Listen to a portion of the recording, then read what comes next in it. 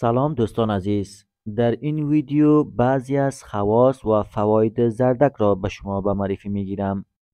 خدا کند که مورد علاقه شما قرار بگیرد. زردک از لحاظ طب سنتی دارای تب گرم و تر می باشد و اصولا تب گرم و تر برای سلامتی عمومی بدن مفید است. زردک خواص زیادی دارد که از آن جمله می توان به پیشگیری از سرطان، کاهش بیماری های قلبی، کمک به سلامت چشم، بلند بردن مقاومت بدن در مقابل بیماری های عفونی نام برد.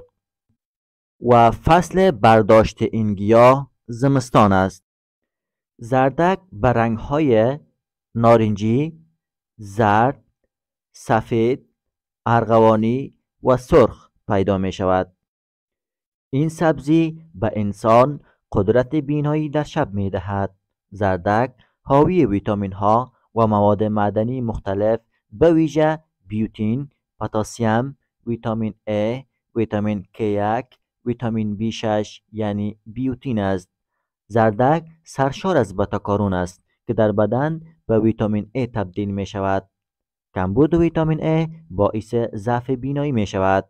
این ماده مغذی بینایی را تقویت می کند و برای رشد، توسعه و عملکرد سیستم ایمنی بدن ضروری است. 1. کاهش خطر سرطان. کاروتینیدها آنتی اکسیدان های قدرتمندی هستند که عملکرد سیستم ایمنی بدن را افزایش می دهند. این آنتی اکسیدان ها در زردک وجود دارند و مصرف آنها از ابتلا به انواع سرطان جلوگیری می کند. انواع سرطان شامل سرطان پروستات روده، سرطان های شکمی است. همچنین زنانی که سطح بالایی از این ماده را مصرف می کنند کمتر در معرض خطر ابتلا به سرطان سینه قرار می گیرند. 2. کاهش کلسترول خون. کلسترول بالای خون یکی از عوامل مهم در ابتلا به بیماری های قلبی است. مصرف زردک باعث کاهش سطح کلسترول خون می شود. 3. سلامت چشم. کسانی که سطح ویتامین A پایینی دارند احتمالاً شبکوری را تجربه می کنند. پس مصرف آب زردک سبب تقویت قوه بینایی و درخشندگی چشم ها می شود. خوردن آب زردک باعث کاهش کلسترول خون می شود.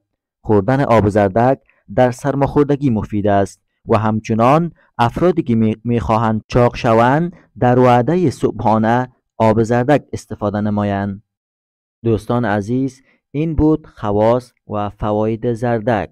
خدا کند که برایتان مفید واقع شده باشد. تا ویدیوی بعد، خدا نگهدار.